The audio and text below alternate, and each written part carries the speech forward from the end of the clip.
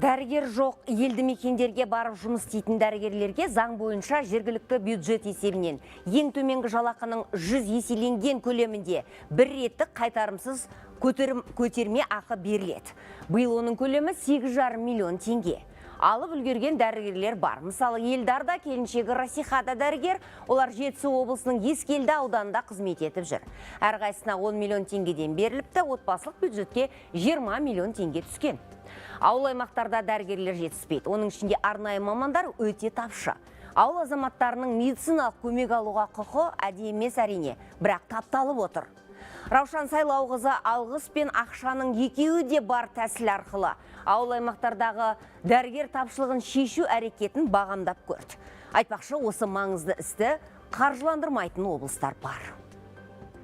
Елдар мен Расиханың өмір жолы осы медицина саласында тоғысты. Әуелі Асфендияров атындағы университетте танысты, кейін шаңырақ көтерді, сәбилі болды. Бірі реаниматолог, анестезиолог болса, енді бірі жалпы тәжірибелі дәрігер. Былтыр күзден бері олардың еңбек жолы Жетісу облысына қарасты Ескелді ауданында жалғасады. Елдар Мұхамеджан ауданымен қоса Жетісу және Сырымбет ауылдарында қабылдау жүргізеді.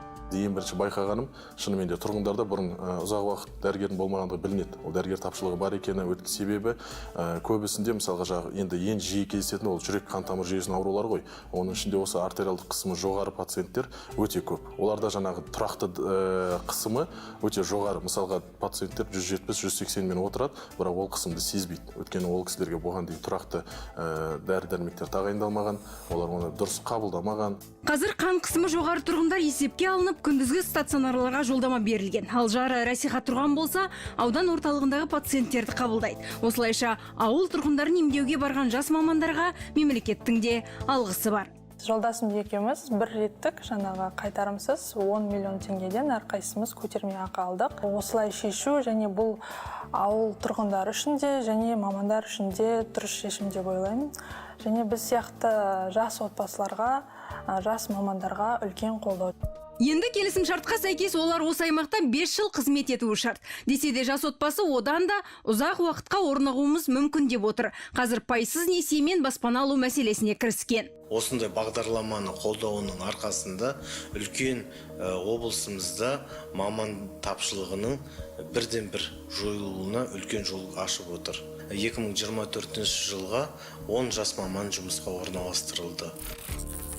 Көтерме ақы беру туралы бастама заң жүзінде былтыр бекіді. Содан бері мұның игілігін 151 маман көрген. Бұл жергілікті бюджет есебінен берілетін көмек, яғни кадр тапшылығы мәселесін әр өңір өзі шешеді. Одан бөлек республикалық бюджеттен үй алуға немесе салуға пайсыз бюджеттік кредит беріледі. Оның көлемі аудан үшін 9 миллион болса, ауыл үшін 7,5 миллион теңге. Сонымен ауданға барған дәрігер маман көтерме ақы алады, ол 8,5 миллион теңге, бюджеттік кредит алса ол 9 миллион теңге, сонда бас аяғы 17 миллион теңгеге ие болады.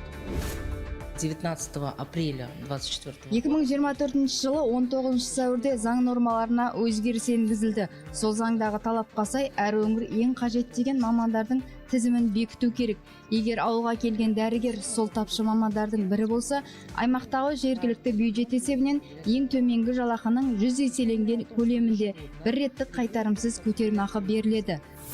Қаражат жергілікті бюджет есебінен берілетіндіктен кей өңірлер бұл бағдарламаға қатысуға құлықсыз. Мәселен, Абай, Ақмола, Маңғыстау, Солтүстік Қазақстан, Алматы облыстары әлі күнге дейін келісімшарт жасамаған. Министрлік мамандары елімізде 4870 маман жетіспейтінін айтты. Оның 1200-і ауылды жерлерге ауадай қажет. Жетіспейтін алғашқы 5 маманның тізіміне үңілсек, елімізге 331 терапевт, 330 сәулелі диагностика жасайтын дәрігер, 270 жалпы практика дәрігері, 266 акушер-гинеколог және 232 анестезиолог-реаниматолог қажет.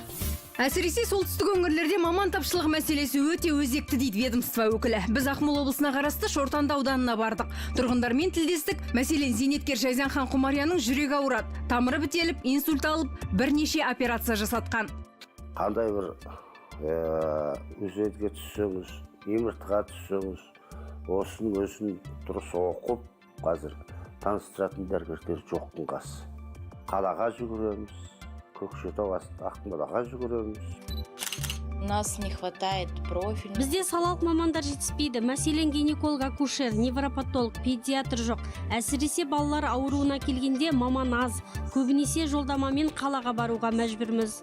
Ал аурухана директоры бас кедергі пәтер мәселесі деп отыр. Үй жай мәселелері бар ол.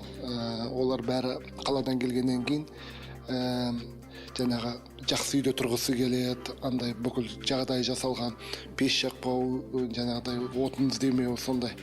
Ондай ауыл жерде қиындау. Бізге әлде 2 педиатр керек. Бір дәрігер дерматолог жетіспейді, бір дәрігер жаңағы ультрадыбыстық зерттеуден өзі деп айтады ғой, сол дәрігер тапшылығы бар. Ал оқуын аяқтаған түлектер қайда жүр? Былтыр медициналық жоғары оқу орындарын аяқтап дәрігер атанған түлектердің саны 10 мыңнан асқан. Олардың шамамен 5 мыңнан астамы мемлекеттік грантпен оқыған. Бұл тізімдегілерді саралай келсек, 2 мыңға жуығы оқуын жалғастырса, тағы мыңнан астамы сәби күтімімен отыр. 2346 маман тұрақты жұмысқа орналасқан. Оның ішінде ауылға барғандардың саны 370 қана. Бұрынғы заңға сәйкес грантта оқығандар мемлекеттік емханаларда қызмет етуі тиіс еді. Алайда В 2021 году были изменения. 2021 жылдан бастап білім беру туралы заңдағы өзгеріске сәйкес мемлекеттік грантпен оқитындар жеке меншік емханаларда да жұмысқа орналасады деген өзгеріс енгізілді. Бұл да маман тапшылығы мәселесінің негізгі факторы. Яғни түлектер айлығы жоғары жеке меншік емханаларға барғанды құп көреді. Соңғы кезде табысы көп саналатын стоматологияға да бет бұрғандар аз емес. Бізде қазір 11 мыңға жуық студент оқиды. Ең жоғары, яғни пайыз бойынша, ең жоғары осы стоматология және жалпы медицинаға студенттер өте көп түсіп жатыр. Десе де болашағын ауылмен байланыстыратын студенттер де жоқ емес. Бұйырса резидентурадан кейін менің негізгі мақсатым осы ауылдық елді мекендерде өзімнің практикалық дағдыларымды дамытқым келеді. Ал болашақ уролог Дінмұхамед Бектұрған ауылға барып қызмет етуге үзілді.